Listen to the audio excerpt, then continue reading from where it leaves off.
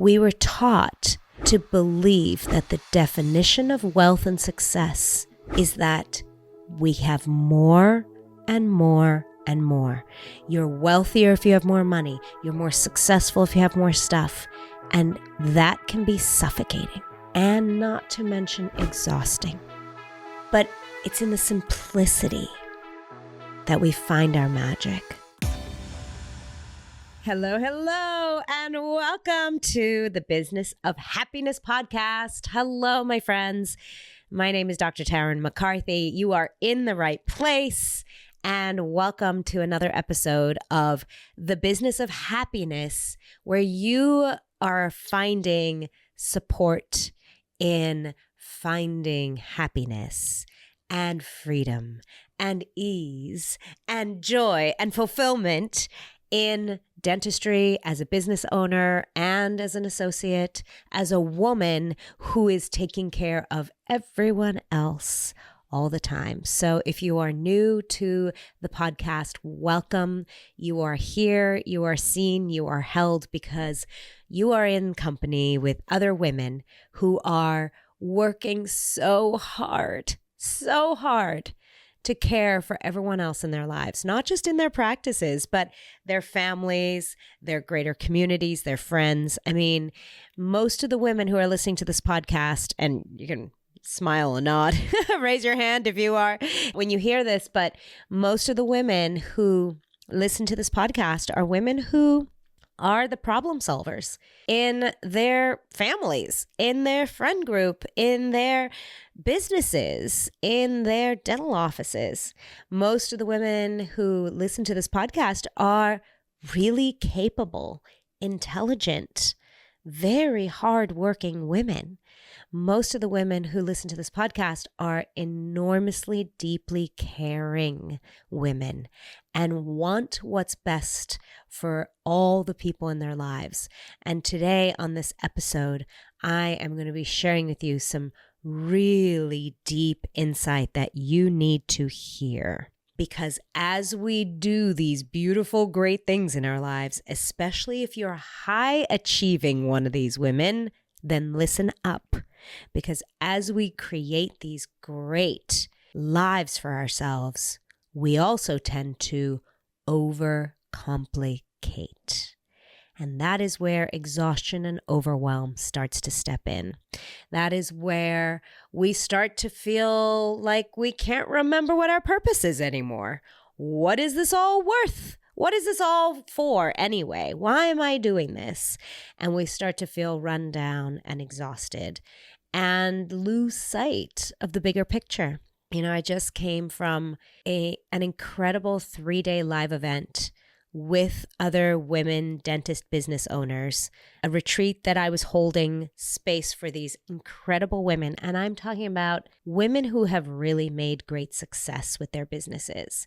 They have grown their businesses. Some of them have multiple offices.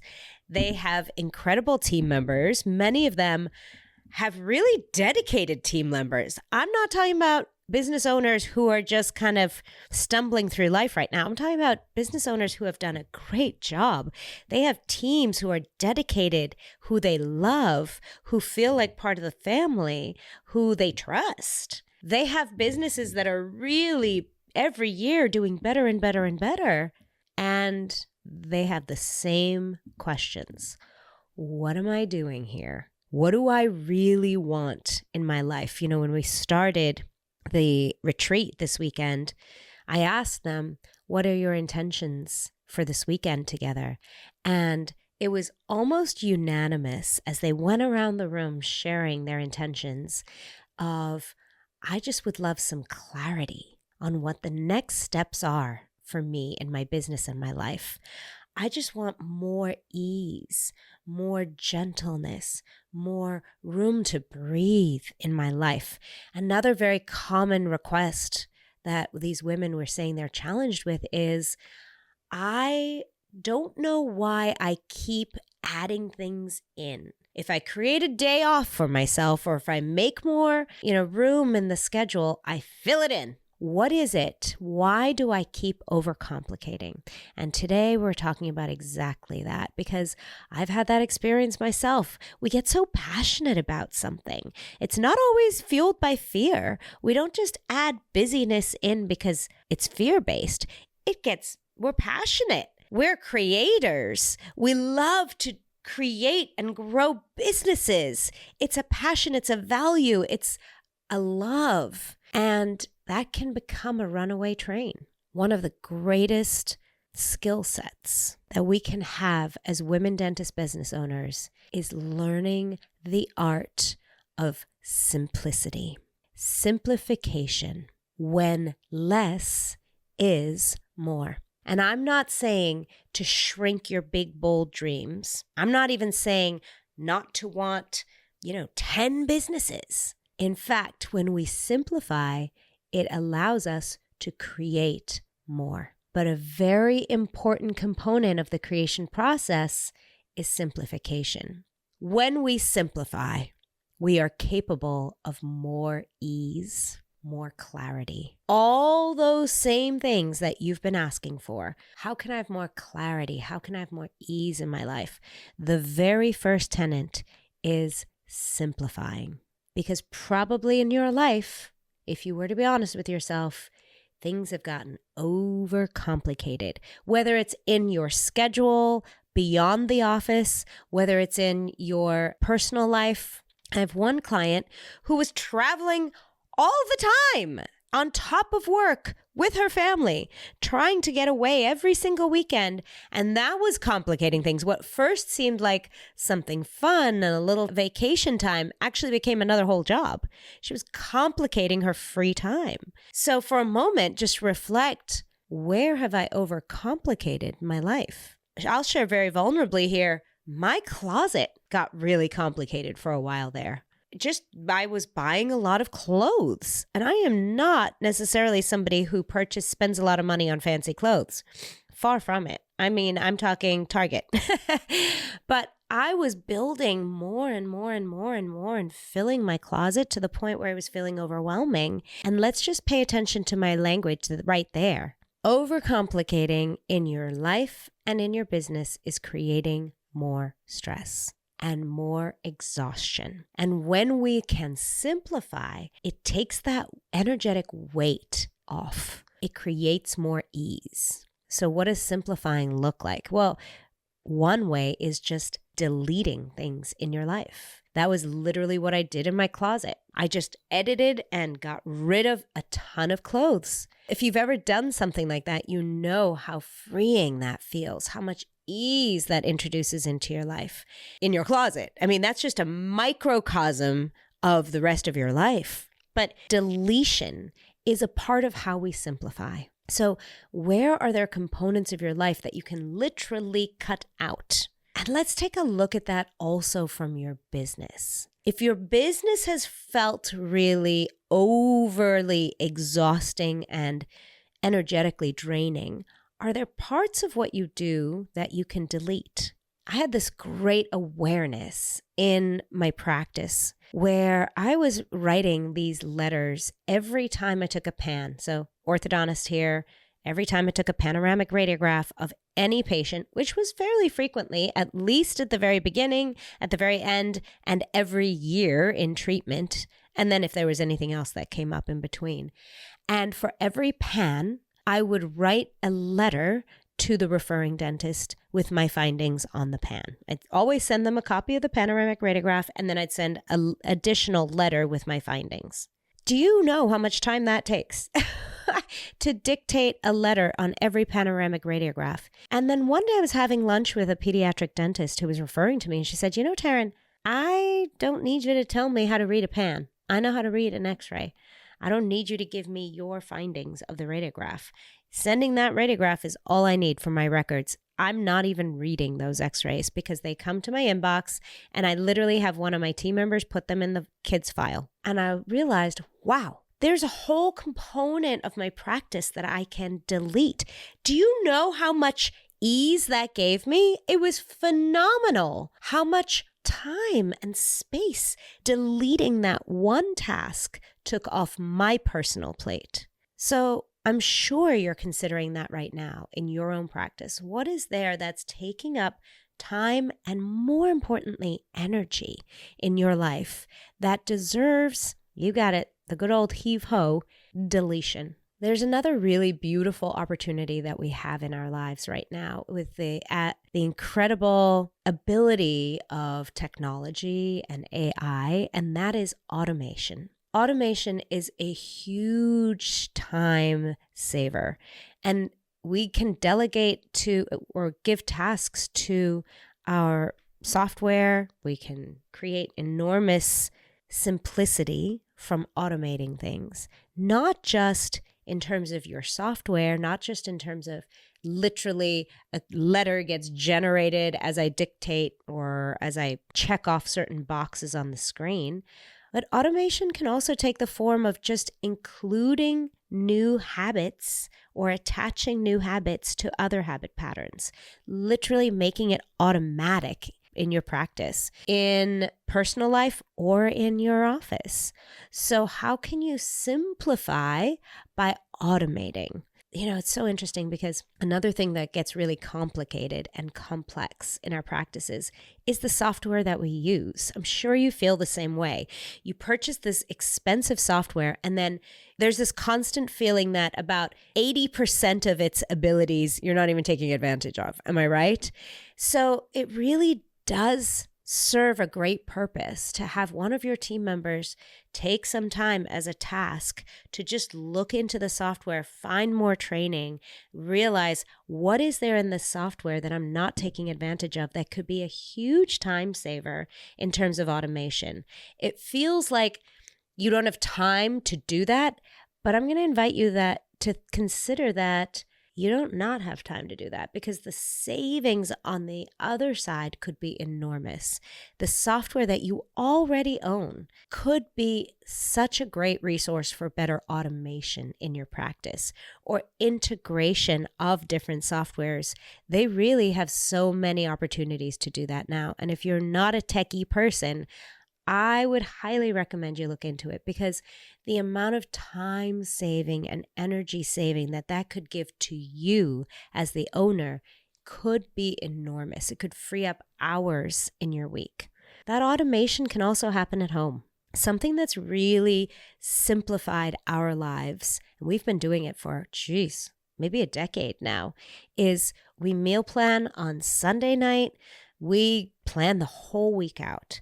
And it's such a huge relief at the end of the day where I don't have to think about what I'm making for dinner. It's already planned out for the week. We write it on these little index cards. Everyone knows what they're having for dinner that week. We know what time it's going to happen. We've bought the groceries accordingly. But that's a great example of automation that allows for simplifying in your life. And once again, that energetic relief, the ease that you can feel on the other side of it is enormous because it opens up so much room for not just time, but thought processes. It opens up other opportunities for decision making when you can just put that one down. So we talked about deletion, we talked about automation, and now this one I want to talk to you about is sometimes a tricky one for many high achieving, capable, brilliant women, and that is delegation. We know we cannot do anything on our own. And I will invite you to just hear that and let that be permission. You don't have to do anything on your own. You get to delegate and ask for help. And if that feels uncomfortable, get excited because this is a new opportunity for you to stretch your comfort zone, to delegate not just in your practice, in your life. You get to ask for support. I personally love delegating because delegation also gives the other person an opportunity to feel valued and appreciated and trusted. There are so many people out there asking to help you. And when you give them permission, when you allow them to help you, what a gift that is. I was coaching a client years ago and she said, you know what really just sucks time out of my week? filling my tank of gas in my car. I said, oh, why don't you just ask someone to do it for you? And the thought of it blew her mind. She said, I can't ask someone to fill my gas tank with me. That's ridiculous. And I said, absolutely you can. Think about the women in your office who would love to get out of the office for half an hour to fill your tank of gas. What a gift. You mean I get to leave the office for half an hour? Amazing. And swing by Starbucks on your way back, would you please? That is such a joy. We had a nanny who used to work. I no longer need nannies in my home because my kids are so grown. However, early on, when my kids were young, I had a nanny who used to come in and take care of the kids when I was working. And one day we had the whole family arriving for the holidays, and we didn't have enough towels. We needed some fresh new towels. And I asked her to please go shopping for towels at TJ Maxx. She had the best time shopping. She loved it. Turns out she loves shopping. I had no idea. I'd never even considered that my nanny, I could ask her to shop for me. She loved it. It turned into a whole new way of having her help me in the house. She loved taking my credit card and spending money at Home Goods. It was awesome. So notice how sometimes we hold back from asking for help when it's actually something that someone really might enjoy, and appreciate that level of trust, appreciate that level of supporting you. You do things for other people all the time because it feels so good to do things for other people all the time. Consider that there are people who want to take care of you too. And I know this is a difficult thing for many women who are very highly capable and high achieving. And sometimes we get a little bit controlling. I'm sure you've heard yourself say this.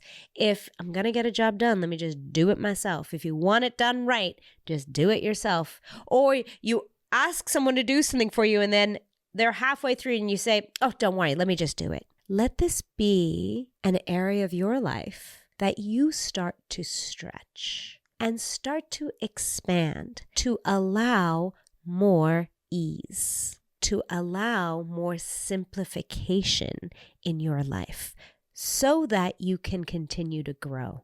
I am talking to you if you are a woman who loves to grow and see things expand and have legacy and do big things in this world and create more, then this is a critical skill set, delegation. So now we've come to this beautiful trilogy: automation, delegation, and deletion. And there's nothing more important in terms of finding more ease than creating it from the start. Because it's not true that by creating more, you'll find more ease and freedom. And I think that's where we got stuck. I think along the way we thought, if I just keep working harder, if I keep creating more, one day there'll be ease and freedom. And it's actually the opposite. The creating the ease and freedom starts now in order to achieve, experience more.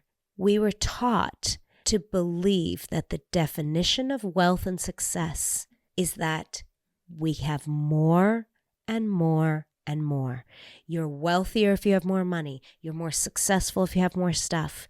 And that can be suffocating and not to mention exhausting. But it's in the simplicity that we find our magic. It is in the simplification that we see more abundance. It's in simplifying that we find value and sustainable success, scalable success. When we overcomplicate, things feel exhausting and heavy. So we get to take this principle from the very micro to the very macro. Where can you simplify in your life? And then appreciate that ease and that simplicity that you've created. Because the next step is trying to learn how to feel comfortable in that ease. And during our next podcast, so look out for the next episode, I'm going to be talking about how to actually appreciate and feel comfortable in the ease that you've created. But for today, I'm going to invite you to just consider, where can you simplify and notice how much energetic space in your life that would free up if you could start automating, delegating, and deleting. And maybe you've already been doing this. Maybe this has been a part of your skill set up until this point. I'm inviting you to consider even more. Where can you automate, delegate, and delete with the sole purpose of simplifying, to introduce more ease, not to shrink, not to deny yourself of your dreams or your big goals, but in order to achieve them. You are worthy of it. Your dreams have great purpose. And in order to experience and expand on those dreams, you deserve and you need ease. And the underpinning of ease is simplicity. Because when you feel good, you know it, that's when you can do good. Bye-bye. Thank you for listening to the Business of Happiness podcast. If this episode brought you new perspective and value, I invite you to subscribe so that you catch all upcoming episodes and leave us a review. And if you know of a friend or colleague who could benefit from this perspective, share this episode with them and empower their day. For more information about the Business of Happiness and the Radical Happiness for Practitioners course, find me on www.thebizofhappiness.com. See you there.